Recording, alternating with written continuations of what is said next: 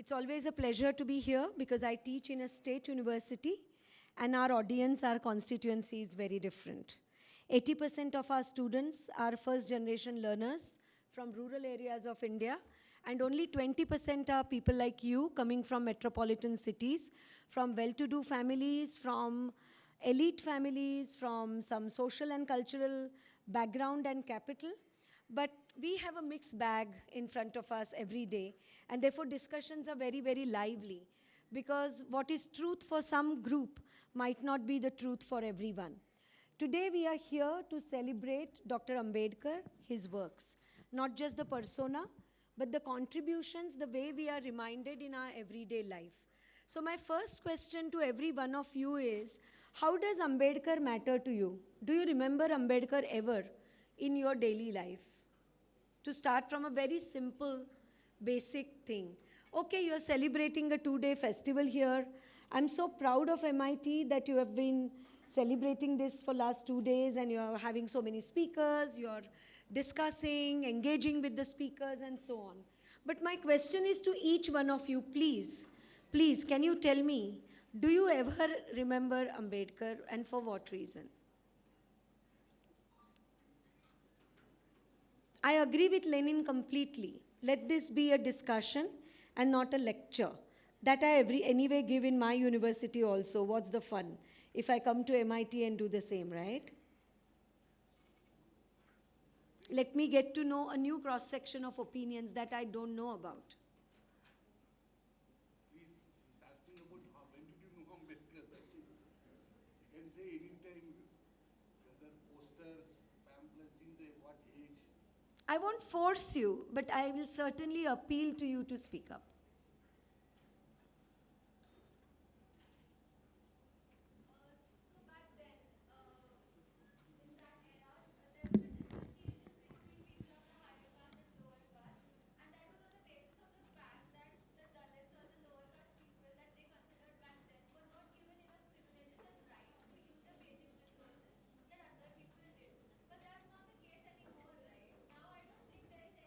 Linking Ambedkar only to reservation in jobs and education, right? Right? Okay, fine. Thank you. I will come back to that. Thanks for this input. And thanks for breaking the ice and beginning. Thank you so much. Anyone else? Anyone else? Do you remember Ambedkar? Otherwise also. Do you see his pictures, images, photos, statues, books, articles, quotations ever in your life? In what context? Have you ever engaged with that? Yes? Okay. Can I give you 3 scenarios? Can we start with 3 scenarios? On NDTV India in 2018, just before, or 19 maybe, I forget the exact timeline, Pranav Roy was doing this election-related coverage in a village in UP. And he met a young girl called Sunaina Rawat. And the show is very famous now, called Sach Sapna Sunaina. And the girl was so articulate, so powerful.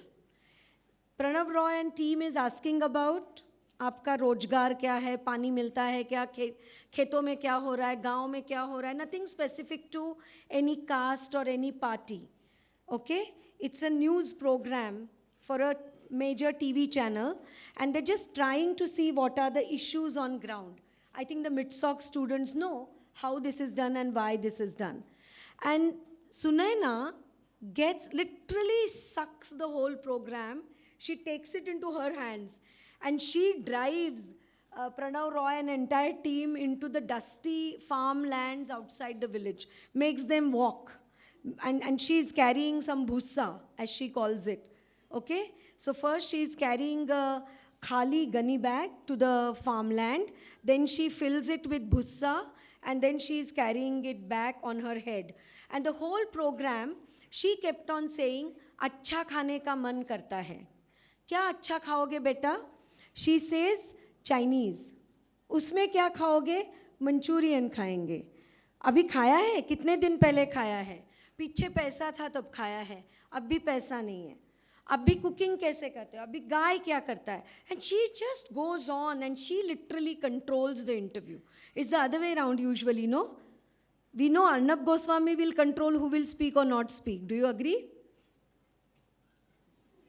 है ना? He controls the narrative. He will not allow anyone to speak. I'm a sociologist. In sociology, the interviewer has to speak minimum and has to only listen. Exactly opposite of Arnab Goswami. We always say the prototype to be avoided definitely by a sociologist is Arnab Goswami. कैसे interview ना करना है अपने science में, वो journalist जैसे करता है वो कभी नहीं करना है, क्योंकि वो किसी को बोलने नहीं देते, और बोलने देना ये सोशल साइंटिस्ट का काम होता है. I am a social science person. Now Sunaina literally controls everything and shuts up all the journalist from Delhi, and she teaches them about the village. English कौन पढ़ाता है, मास्टर जी आते हैं नहीं आते हैं, क्लास में क्या होता है, ट्यूशन का क्या माजरा है, कितना पैसा जाता है ट्यूशन में. She is in 7th class. And she won't stop. And in that she says, my aspiration is English medium school में जाना, और जो हम लोग अफोर्ड नहीं कर पा रहे हैं. पापा जी कभी कभी थोड़ा पैसा कमा के लाते हैं, तब जाके टेक्स्ट बुक आता है, नहीं तो हमारे पास नोटबुक भी नहीं है, टेक्स्ट बुक भी नहीं. In camera she said, you can check it right now, it's on YouTube. I have told you the name of the program, such Sapna Sunaina. You can check it your cells. And for her the moment she said this, मुझे अंग्रेज़ी medium school में जाके doctor बनना है, क्योंकि मेरे देहात में अच्छा हेल्थ सर्विस नहीं मिलता, मैं बहुत छोटे देहात से हूँ. शी इज़ सपना Rawat, and she influences everyone so much that by the time the program is over, NDTV is being showered with donations for Sapna. सपना के एजुकेशन के लिए, सपना के चाइनीज़ के लिए, सपना के ट्यूशन के लिए, सपना का मन अच्छा रहे इसके लिए हम देने को तैयार है. People across India started saying it, and then you can follow it on the channel on YouTube. A trust was established for Sapna, and Sapna was actually taken to Lucknow in English medium school to pursue her dream of becoming a doctor. This is scenario number 1. Scenario number 2, I am interviewing some people in a deep village in Maharashtra, Marathwada region, Parbhani district to be very precise, and maybe something I am addressing to you, my dear friend.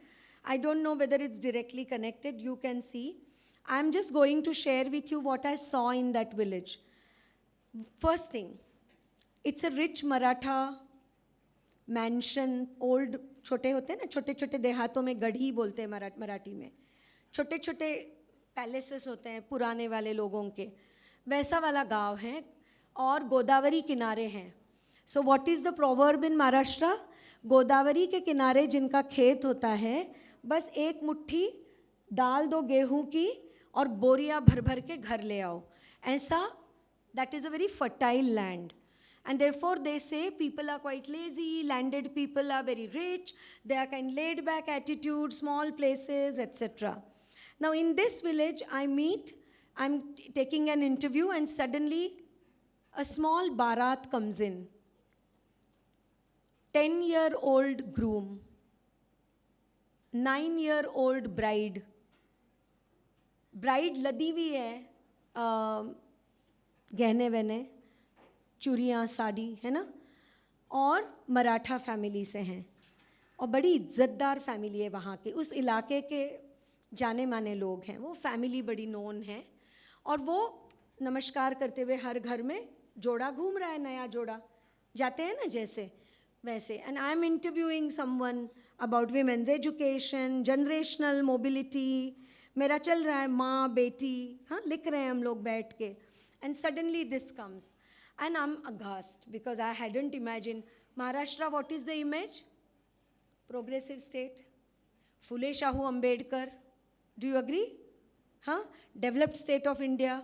यहाँ तो ऐसी चीज़ें नहीं होती, ये तो बीमारू वाला मामला है, हम तो ऐसे नहीं हैं. That's what Maharashtrians always brag about ना.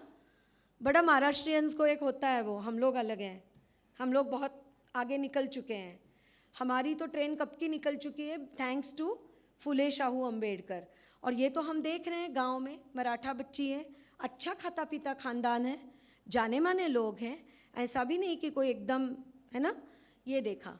और उसी देहात में बाद में दूसरी चीज़ देखी, on cycle there is a young girl of the same age is going around, and when we stop her and ask her about certain details and get into a conversation, the similar story of Sunaina, she says Baba Saheb ने कहा था पढ़ना ही पढ़ना होगा, मैं तो पढ़ूंगी आगे जाके, मैं तो बड़ा बनूंगी, मैं तो पढ़ूंगी क्योंकि बाबा साहब।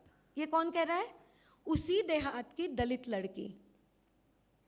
उसके पापा गवर्नमेंट में एकदम निचले पायदान के क्लास 4 एम्प्लॉय, जिसको हम लोग कहते हैं ना, her papa is a class 4 employee and posted in that village, same village where खाते पीते घर की elite class, elite caste family की लड़की ऑलरेडी ब्राइड बन चुकी है, छोटी लड़की बिल्कुल झुक के घूम रही है। और उसी देहात में अम्बेडकराइट थॉट से मोटिवेट होके दूसरी लड़की कह रही है सेम एज, मैं तो पढ़ूंगी, और साइकिल चला रही है, बड़े मज़े में घूम रही है गांव में। Third thing, in the same village a man was killed in the same village after our survey ended. His name was Ambadas, and you can check it on the internet. This is a true story. For he tried to enter the Ram temple on the Ram Navami day in the village. He was a police patil, which is home ministry ka sabse nichla employee in the village. He was not anyone. He was not a vagabond. He was not a criminal. He was actually representative of the home ministry in Maharashtra, a police patil on muster roll. And it had started raining suddenly, like last week it rained suddenly in some parts of Maharashtra. And he just went close to the Ram temple to take shelter. Not enter, but जैसे पनाह ले लिया, पानी बहुत बरसने लगा था. He was killed the next day, through the night, okay? These are the 3 scenarios about the same village I just want to flag here to begin with. Now to answer you, my dear friend, I think you said, वो सब उस ज़माने में था, अब नहीं है. But then there are many schemes of Government of India and Government of Maharashtra and Government of Rajasthan and Government of Madhya Pradesh, which actually are having specific Labharthi quota for SC. Why is it so then? Do you have any rationale about it then? ये क्यों दे रहा है government? SC लोगों को government क्यों दे रहा है चीज़ें? Modi government and Fadnavis government, I'm asking you, in our case, Maharashtra and Government of India, but other states from where you are also coming. Can you explain to me? What is the rationale? Any idea?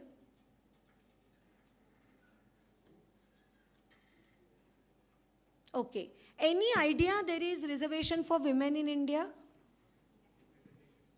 Huh? No. You're talking about Sansad. मैं तो कह रही हूँ engineering college में भी है. हाँ, so where? Politically or economically or educationally? Yeah. So you are aware, right? Yeah. How do we bring it together when we try and understand Ambedkar is my question to all of you. And I would argue that Dr. Ambedkar has to be celebrated because I would not be standing here today as a resource person had Savitribai not faced the stones and the cow dung on the streets of this very Pune, where your parents are sending you saying that it's the safest city in India. Why? Because Savitribai was insulted here by Brahmins, by men. And that is why each one of you, your mother feels you have to go to Pune. Why you're not going to your own capital cities? Why you're not going to Delhi? Even men, why are you coming to Pune? Because वो पुण्याई आपके पीछे खड़ी है जो दिखती नहीं है आपको, और उस पुण्याई का नाम है सावित्रीबाई और ज्योतिबा. कातिलाना हमला हुआ था ज्योतिबा पे, पता भी नहीं है आपको. क्यों? क्योंकि वो औरों की लड़कियों को पढ़ा रहे थे. जब रिजर्वेशन नहीं था तब, with his own money. Who was he? The most successful contractor in Maharashtra. Pet of British, British का पेट कॉन्ट्रैक्टर था. Who? Jyotirao Phule. CST railway station का 60% हिस्सा ज्योतिराव ने पूरा कंस्ट्रक्ट किया है. आप लोग ब्लू डायमंड की तरफ और केपी की तरफ हमेशा जाते हैं घूमने के लिए. आपको पता है वहाँ का बन गार्डन वाला जो ब्रिज है ब्रिटिश पीरियड वाला, द कॉन्ट्रैक्टर इज ज्योतिराव. ये सारे मुद्दे उठा के जिन्होंने इस समाज के बंद दरवाजे खोले, तब जाके आज इतनी तादाद में आप आगे बैठे हो और मैं यहाँ बैठने की, खड़े रहने की ज़रूरत कर रही हूँ. नहीं हो पाएगा, नहीं हो पाएगा नहीं तो. And I wish you at least think about them and feel a bit of respect for people who opened the doors by taking the battering on their body, their mind, their souls. Savitri को बहुत अच्छा नहीं लगता था हर रोज साड़ी बदलना, जिस पे लोग गंदा पानी फेंकते थे और गालियाँ भी फेंकते थे उसके ऊपर. उन्होंने ये झेला, इसलिए मैडम आप और मैं यहाँ आज हैं इस हॉल के अंदर, नहीं तो नहीं होती. हम चूल्हा चौका, pre wed shoot, baby showers, 5th pregnancy, चौथे बच्चे का स्कूलिंग, इसी में घर में बैठी होती, रेसिपी शेयर करती हुई और पार्लर टिप्स एक दूसरे को देती हुई. Not as professionals, just as women in the household. Thanks to Phule, thanks to Shahuji Maharaj, thanks to doctor Ambedkar, we have been treated as cultural agents of change in this country. We have been treated, as my brother said just now, political representation and representation broadly. The doors of democracy were opened for all the humans in this country. While we know the suffragette movement in Britain caused shooting of women on streets, suffragette women had to die for voting rights in UK and educational rights in UK. I was in Cambridge a few years ago and I was told, even till now, and that after that I heard, finally it happened, no woman can be a vice chancellor of Cambridge. I was told back then. This was in 2013. And very recently I read, for the first time in Cambridge University, a woman was accepted to be the vice chancellor. जिनके नाम हमने ideals करके देखे, वहाँ जितना freedom नहीं है, उतना thanks to Phule, thanks to Ambedkar हमें इंडिया में मिल पाया. हमारी प्रेसिडेंट हो पाई हैं, हमारी प्राइम मिनिस्टर हो पाई हैं, हमारे चीफ मिनिस्टर्स हो गए हैं, women chief ministers. And many women we know are eligible to become president and prime minister even in future. We know so many of them, good caliber political leaders. We know of finance sector. We know about leaders, women leaders in corporate sector. We know them in education as well. This is possible only because, do you know a name called Dakshayani Velayudhan? Anyone from Kerala here? Anyone from Kerala? Don't want to commit that I am from there. Dakshayani Velayudhan was elected member on the Constituent Assembly. A Dalit woman in those days, traveling to Delhi maybe 3.5, 4 days by train, changing so many trains, and putting her opinion in the making of the Constitution, what should be the new India when the British leave us. 13 women were there who have made our Constitution. And that was made possible because of this radical spirit of freedom, equality, and fraternity that our forefathers have accepted by rejecting same Dakyanusi typical कर्मठ विचारधाराएं जो हर religion में है India में.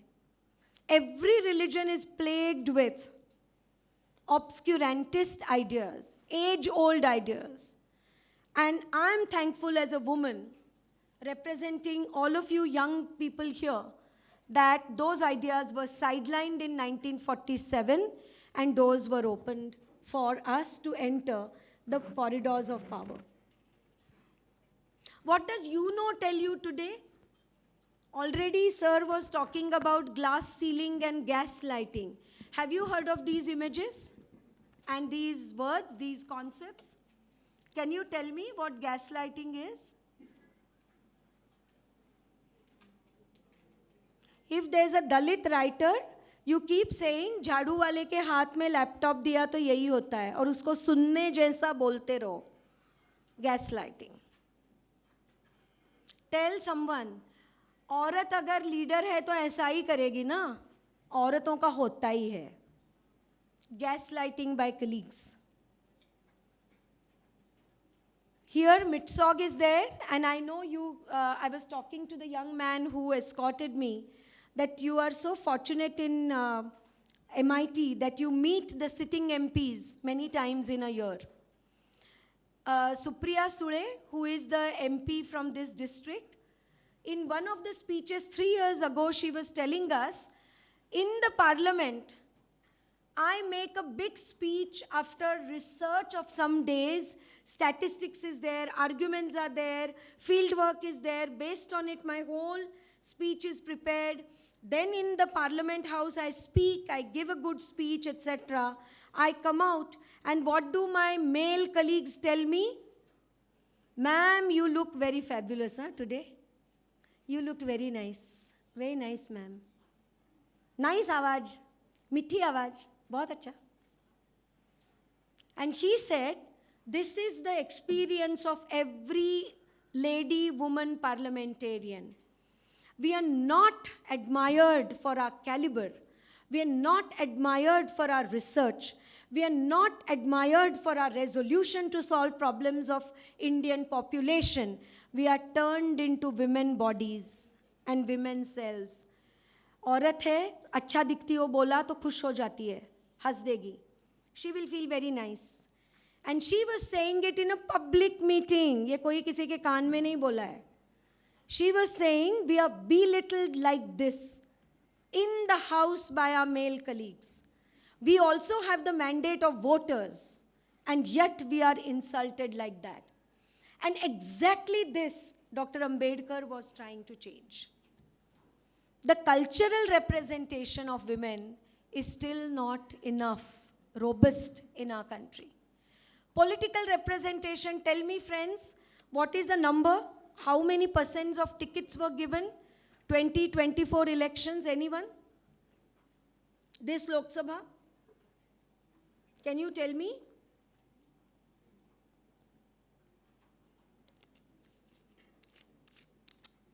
%14 के आसपास.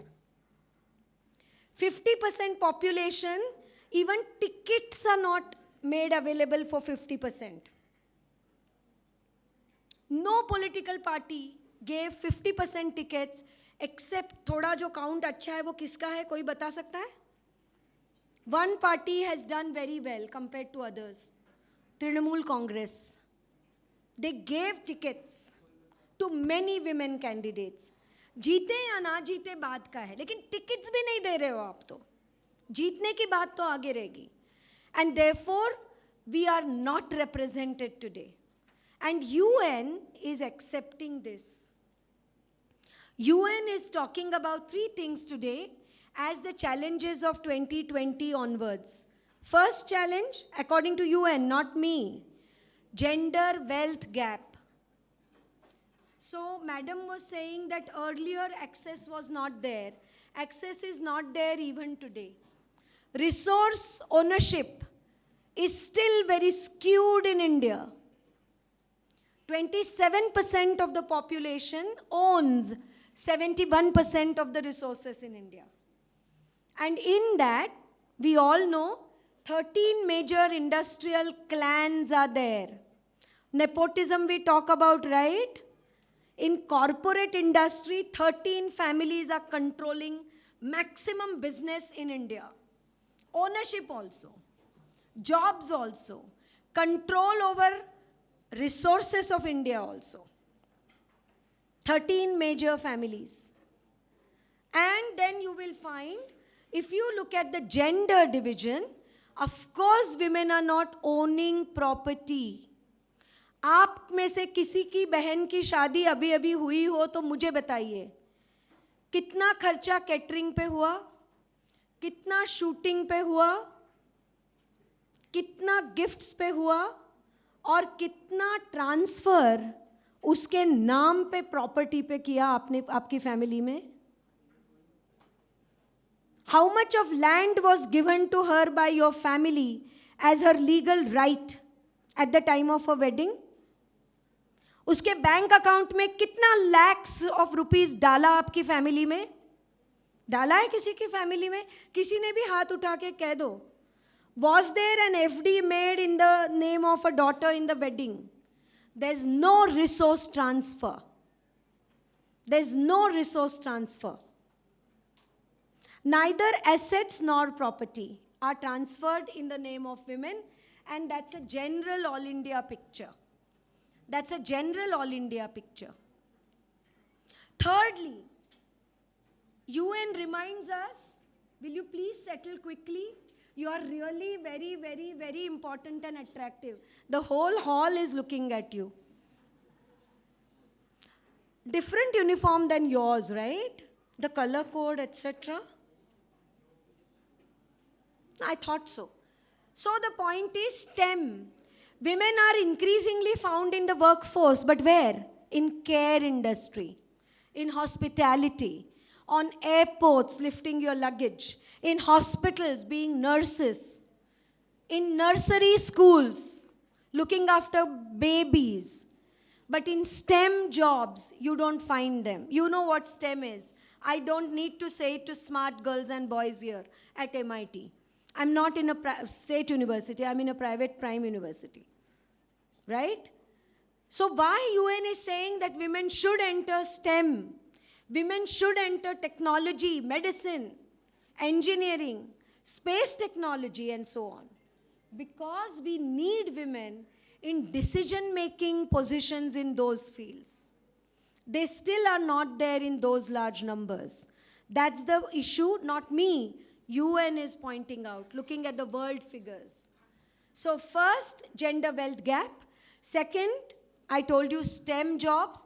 And third, they're constantly talking about the overall gender balance from population to decision making to representation, political representation, economic representation, cultural representation. Do we consider women as authority? Or do we love to laugh at them? Do we consider them reliable experts? Or do we love to take second opinion the moment a woman expert gives you some information? And here we arrive at a deep biases that a combination of patriarchy and surveillance capitalism and informational technology is together managing to have. The new controls, I agree with all of you that when Ambedkar was doing his job, when Mahatma Phule was doing his job, the challenges were very different. Obviously, today capitalism has given you and me a false idea that I am a liberated individual. Me, myself, my opinions. Capitalism loves isolated individuals as consumers. And these isolated consumers without community, therefore I agree with what Lenin was talking about, the TV serial, the OTT serial on Netflix, Adolescence. I hope you all find it. It's chilling to see the way the boy has deep-seated anger, deep-seated hatred against any woman's body and soul. He just wants to destroy women, no matter who they are. So he's killed someone, he's murdered someone, and he keeps on saying, I haven't done anything, I haven't done anything. According to him, उसी पे अन्याय हुआ है और उसने सिर्फ 2-4 बार चक्कू चलाया, कुछ नहीं किया है, कुछ नहीं किया है, कुछ नहीं किया है. And this is a 13-year-old adolescent boy who's caught for murder. And he's convinced that he's not done anything. The point is, therefore, that, and I'm coming to the end of my entire argument here, waiting for you to again respond to me. Today, the challenges are very different than what the challenges were in front of Ambedkar. As I told you earlier, 13 women were also there in the Constituent Assembly. There were Muslims, there were Jains, there were Christians, there were Dalit Christians, there were, of course, many Hindu women of different classes and different kinds, and all of them have fearlessly expressed their opinions. Today, you and me might find some of those opinions wrong also, outdated also. तब जाके वो बोल रहे थे, आज हमें कुछ अलग भी लग सकता है. Fine. But that space was created by people like Phule and people like Ambedkar and also Gandhi, Nehru, Patel, Maulana Azad. Unless there was a consensus amongst all these four fathers of the new Indian nation, I don't think 13 women from different constituencies across India, Durga Deshmukh, for example, from Hyderabad, who got elected, or, Vijaya Lakshmi Pandit from UP, or Dakshayani, or you must be knowing, there was a very interesting lady who was also in the initial, she was a Rajkumari Amrut Kaur. Yeah? Very interesting migration history her family had. Some of them had educated themselves abroad and then come back to India. Very, very refined women, learned women. And some of them had arisen from the grounds, first generation people. And this group was also sitting with people like Ambedkar, Nehru and others, giving their opinions and strong opinions about how family laws should be, how contraception and education should go ahead, who should fund elections, what kind of national emblems, everything. And you will find their opinions recorded on various issues. Let me come to the last point and the last line. When we talk of Ambedkar, one thing we have to always remember. And as a Hindu woman, I'm ever so grateful to him. Why? Because 1955 and 1956, Hindu Code Bill was presented in the Parliament of India. I am protected against marital violence as a Hindu woman. As a married Hindu woman, I am protected against second wife of my husband taking second wife, third wife. I have legal protection thanks to Ambedkar. I have legal protection against sati and all other things that would come as customs in India. Thank you, Dr. Ambedkar. I will not be burnt alive by my own parents and my own parents-in-law. I, as a young student, have visited a place called Divrala in Rajasthan, 1988, when a young girl, 18-year-old, was burnt alive as sati. And her Samadhi Sthal was being erected as a sacred place when I visited that village. 1988, a sati had happened in Rajasthan. A 12th pass girl from Jaipur who had married in that village. Her husband died and she also, they said she went sati. Right? Now, I got protection as a married woman against all these things. I'm inheriting property today in India from my father's property and my husband's property, thanks to Ambedkar. I could enjoy maternity leave as a worker in this country because Dr. Ambedkar was the first labor minister in this country. हमारा Sunday का छुट्टी साल में 2-4 बार तो doctor Ambedkar को याद किया करो. लेबरर्स को जॉब में संडे का छुट्टी जो लीगलाइज हुआ है after independence, thanks to Dr. Ambedkar. Equal pay for equal work for women and men of all castes, creed, religions, thanks to Labour Minister. All of these changes were codified and legalized under these stalwarts. And therefore, I think, not just celebration by Malyarpan, Mala chada diya, naman kar diya, sar jhukaya, हो गया will not be enough. Because challenges of every age are different. For our age, challenges were different. For you, the challenges will be different. You know, in the US, they still read Abraham Lincoln, remember?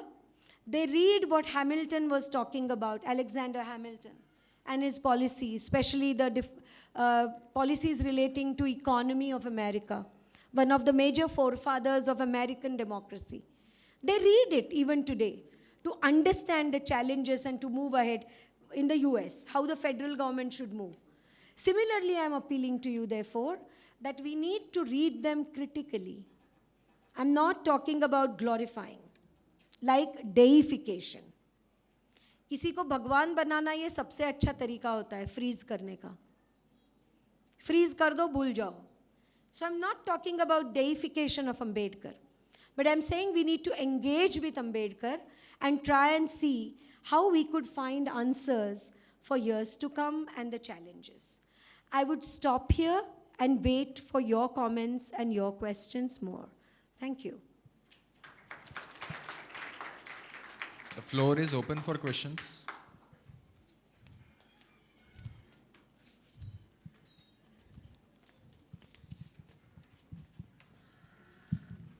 First of all, good afternoon, ma'am. Ma'am, what are your opinion on how society has ignored social subjects? Like, as you're a sociology professor, how Indian society has neglected and looked away from these subjects and have Like social subjects like history or sociology or philosophy, subject like these they have neglected and paid more attention to other subjects. And the society that we are currently in has affected. So what are your opinions on that, and how should we, what should we change to be a better society in that term? That's all. Thank you for that question, and thank you for pointing out when I'm speaking in front of BBA, MBA, engineers, architects, and so on and so forth. But I must tell you, I will not like to give this answer in black and white. Though I come from sociology, I completely understand and value the role of technology, science, foundational research in all walks of life. I think in India, I just feel that what we need to do is slightly reorient our direction. And what do I mean by that? I think the term skill is too much right now in the air. Do you agree with me? But I feel just skills will not be enough. You need philosophy, foundations, theories, and skills. So educational policy makers should give equal respect and importance in funding and opportunities in terms of foundational pure research, and also at the same time building the skill level of the students. Just skills will not be enough, and just philosophical or pure research will not be enough. But right now somehow we have tilted towards only technology, only skill, and so on. I also feel your question is extremely important when today you also find IT engineer mother killing her son and packing the dead body in a suitcase and traveling by car to Goa to dispose it off. These kinds of gruesome events, or you know, the Delhi case of live-in relations and gruesome murder. There are so many examples, let's not get into those. My point is, we really need the clarity about values of community life and a balance between community values, community life, and individual values and individual life. So that is really crucial today. I agree with you on this. Hi, good afternoon, ma'am. Afternoon. As I agreed what you said, that most of the families just get married to their daughters and spend crores of rupees, but don't send on their names. Account. Yeah, on their accounts. Don't transfer any property or don't transfer any money in their own name. Yes, so is there any official law in the Indian law system that they could ask about this? Of course they can. And can you tell us about it more? I'm not a legal Like, expert. as I am not aware about these laws. I'm and not, I I'm must- not a lawyer, but I can tell you 3 things. One, when your शादी की बात is starting, you should demand your parents, कल को कुछ बुरा होगा तो मेरे अकाउंट में क्या है बताइए. First thing. Secondly, in your ancestral property and father's property, of course you have 50% right, just like your brother. Mostly, in the cultural politics of the family, girls are convinced to sign on a form saying that I'm happy to give everything to Bhaiya. But every girl has a right, and you might be knowing right now many industrial, big, rich families in India are going to courts precisely for these Oh, reasons. ma'am, but if we asked anything about in terms of money, we called as gold digger. तो वो आपको लेना पड़ेगा, आपको लेना पड़ेगा, क्योंकि जब बाद में झगड़ा होता है हस्बैंड के साथ तब कोई साथ में नहीं रहता है, तो ये चॉइस भी है आपका. फिर another thing, getting married without doing a job and saving is a foolish thing for an educated woman. It's a foolish thing for any educated woman of 21st century. If you don't have your own savings, if you don't have your own assets, I have to wind up? No. I think it is very foolish that you're not assessing the situation around you. You should. Third, let me warn you. The figures are really, really shocking, but more than 50% of the weddings where the groom is from abroad, girls are wanting to flee, run away, and there are no means. Your passport is with your Pati Raja, and the Pati Raja himself is harassing you in that great golden prison called US Ka Sasural. And these cases more and more, you might know in Britain, in fact, there are many NGOs which are working singly for Indian and Pakistani bahus to be rescued from their husbands. Rescued from their husbands. Because you're completely cut off from relatives, friends, family. You're there, you don't know what to do, how to seek legal help. तो वो भी मैं एक red flag ज़रूर दिखाऊंगी. If you want to marry in that fashion, you better know about your legal rights before you fly off on that dependent visa to any country in the world. Yeah? This doesn't mean कि सारी औरतें सती साध्वी है और सारे मर्द villain. I will not get into that kind of a black and white scenario.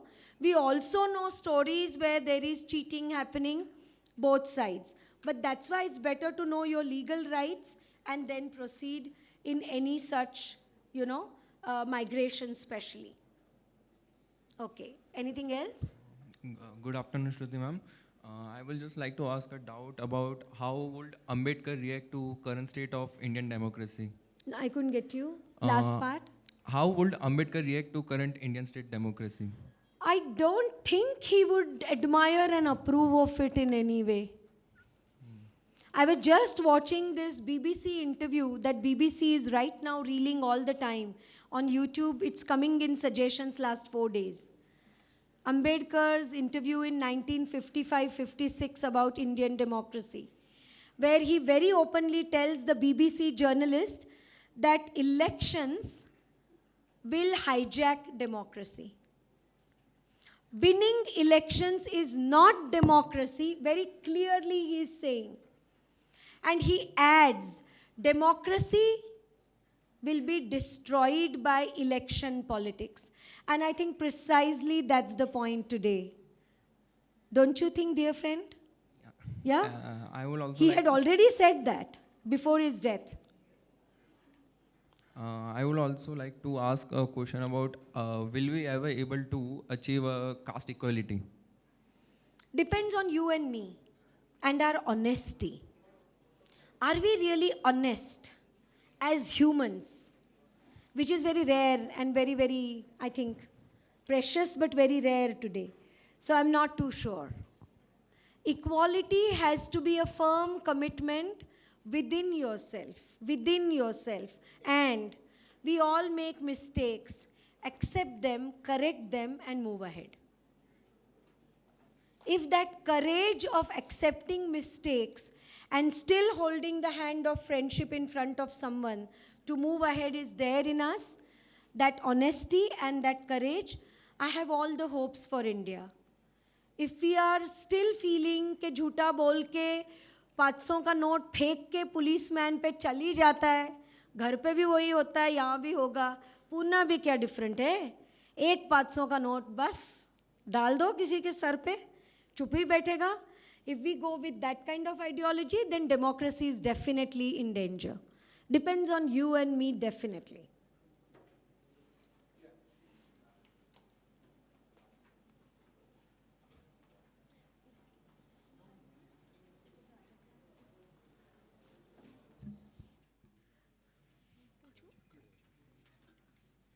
Hello, ma'am. Actually, we are freshers, right? And I was working somewhere wherein the company boss harassed. So what can a girl take action towards the owner of the company or the CEO? You were being harassed or the boss was being harassed? I was being harassed by the boss. So if it is sexual harassment, there's something called a committee against the harassment. Vishakha committee is what is it called as. POSH is the acronym. And at every workplace, there is supposed to be the committee where you should go and give your grievance. And then both the parties will be called by the committee and heard. And then a solution is sought. But it's not actually sexually harassment, but you can say indirect talks and stuff. So what can you take as Again, you action? can write a complaint. But it's a startup company. If you Yeah, see yeah, in the whatever, small by companies, law. they don't No, have by any- law in India, you have to have that. And otherwise, you can of course contact the feminist organizations or the NGOs who offer legal help and seek advice for your personal grievance. Yeah. If you are a student of this university while being here, if you are get arrested anywhere, the passing comments and sexual, you find it, you feel more uncomfortable, you can file a complaint in ICC, Internal Complaints Committee. Behalf of you, the university also can pursue this thing. It's not necessarily action in the sense it's not only going to become, mostly people think going to jail, and that person can be warned, then person can be sent to counseling, then person can be the punishment is also differ various ways. It's not only directly police case. If you find it that way, please approach the ICC, Internal Complaints Committee, and you register the particular incident, and they will carry forward. Otherwise, we can help through this, because under this, the university has to protect. You are part of this university as a employee and employer relationship. Yes, it's called ICC, Internal Complaints Committee. It's a mandatory to have in all the institutions. Actually, it's not only it's a new phenomena. In 2012, after the Nirbhaya rape case, Justice Verma committee was simply the submission, but the government changed into the ICC. The ICC basically implemented in all the government and private institutions. Every organization should have that actually. So if you want to pursue it, please go ahead and file a case in ICC. We will help you, yes. And my dear friends, sometimes it could be a misunderstanding also. On some parties, some cases, but whatever it is, it has to be addressed in the committee. That is mandatory. Because they will call the other party also and talk. Yeah, it's a committee, it's a democratic mechanism where all parties have every right for their submissions, right? And the committee will hear everyone out. Okay. Good afternoon, ma'am. Yeah, so adding to his question about what would Ambedkar think about our current situation, do you think our country is moving in the right direction? Like, are we progressing, or is there like a break in it and we are going backwards? Okay. I feel regarding certain things we are going forward, like population growth, GDP. Yeah. technology, Specifically, ISRO, many satellites in space, air travel, yes. we are going ahead. Yeah. But culturally and socially, I'm afraid we are going backwards. Specifically in the whole caste system thing, where we are trying to abolish, but in the process of abolishing it, we are kind of reinforcing it. Reinforcing it, or there are subtle forms now. You will not be banned from touching a water cooler in a university. But maybe you're not friends with everyone. People are not really making you a friend. You feel very isolated. So at the social and cultural level, still that stigma, humiliation is affecting individuals. So there are more subtle ways probably where it's happening. And I also feel, can I add? I think the atmosphere has also become where there is caste competition in terms of elections and electoral party politics and victory. And that has made our everyday relations also very, very sharp and edgy. Sometimes you find, you observe, that there are many kinds of, I won't say misunderstandings, but like people are very edgy and reactive to each other all the time. They're on reaction mode, you know, like social media. It's like that mode in everyday life also now. So caste relations have become very competitive. Within castes, there are now classes. So caste is no longer so homogeneous as it was in Ambedkar's time also. That change is also coming. And that is affecting our relations in everyday life.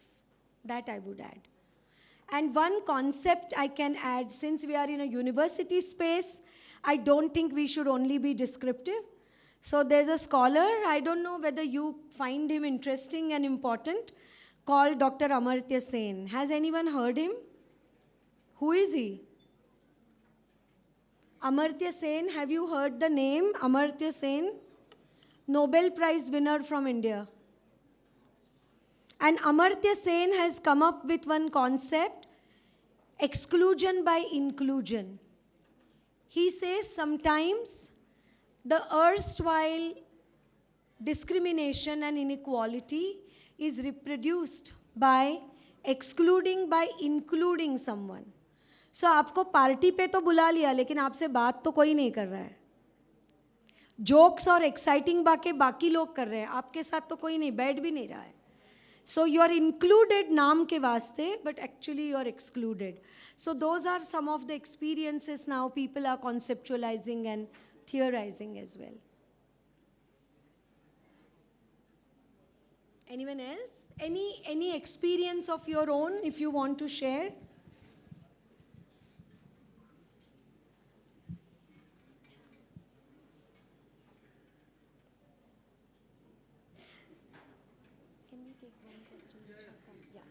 So initially itself about educational reservation, there was a question.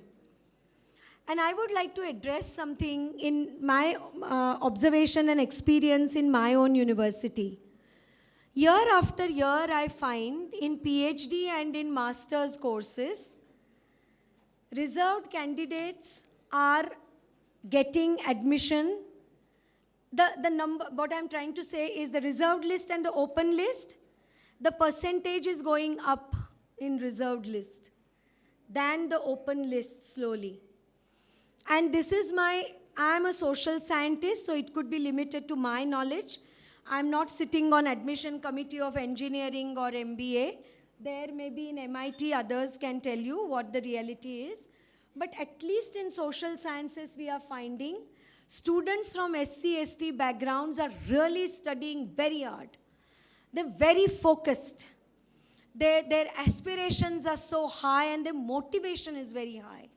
They do much better than some other category students. When we see the lists, that's what we are also observing. So this old data that we all had, कि reserved का candidate का ये percentage इतना low था और उसको मिल गया और मुझे बेचारे को नहीं. I think that's slightly an old data point.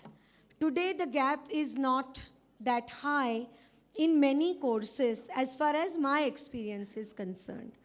And I want to flag here the dedication and the hard work of students from marginalized backgrounds to reach and to enter. They're really trying very hard, I guess. Yeah, so, yeah, please.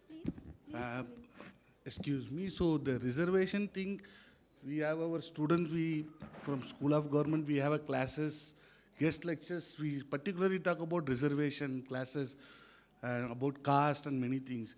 In particular question about reservation, see I don't want to give too much explanation because reservation is there every country in the world, most of the country has actually, in a different name. So US, it's called affirmative action. So in UK, it's called affirmative action. We put it into just reservation. So remember, reservation, it's not only the question about, reservation, dene se caste at jayega. I don't think so. Reservation, one of the criteria to annihilating the classless society, inequality and other thing. And I think last 2 years back, the thing is US, the Supreme Court announced we are removing affirmative action in the premier institute, Ivy Leagues and other. You know which Indians are the first to oppose that. Those who oppose reservation here, they are saying we wanted affirmative action there. But we have issue about reservation here. So the reservation, even China has, US has, UK has, France, many countries have in a different names actually, but they have. So reservation also, it's only, remember, reservation is there in only, particularly in the government institutions. That is government colleges, not in schools, where in the government colleges you have to implement, where in the last, compared to last so many years, say take example of last 10 years or something, how many government colleges we opened and how many private colleges are there? Since we are not opening the government colleges and government university, so we started feeling this thing, we are not getting opportunity. The reservation is a very big debate. It is not only now. I don't think so. Because of reservation, we are not able to go ahead. That is a very false argument. And mostly, many people talk about how Ambedkar feel about this thing. Ambedkar said many things about women particularly. He said, I measure the progress of the society by the progress of the woman. So how the woman is get progress in the society, that is how the society will be progress. And talk about the classless society, casteless society, everyone understand many other aspects. When you talk, I think the most of you want to understand the caste, please read certain things where many people wrote about it. Professor Christopher Jafferlat, he wrote a book about silent revolution, about what is the movement in India, how they emerged, what are the issues. So these are the books and other things you should read. And if you want to know much more similar book, there is a book written by Mr. Ashwini Deshpande. It's called Affirmative Actions in India. Very simple, 50 pages book. Please read that book. And all your question, whether because of reservation, whether efficiency is going down, what is merit, because of reservation, are we not getting meritorious people? So these things will be addressed in that book. I think we can have more classes and other things, but these things you should go. Once again, thank you, Professor Shruti Tambe, for giving us time to addressing all the questions and enlightening you. I hope you'll all enjoy the session. On behalf of MIT School of Government, MIT WPU University, we thank you very much for your kind time, despite having many engagement. Thanks a lot. Thank you so much. It was very interesting to take back your comments and get to know what is the sense of your thought direction. Thanks.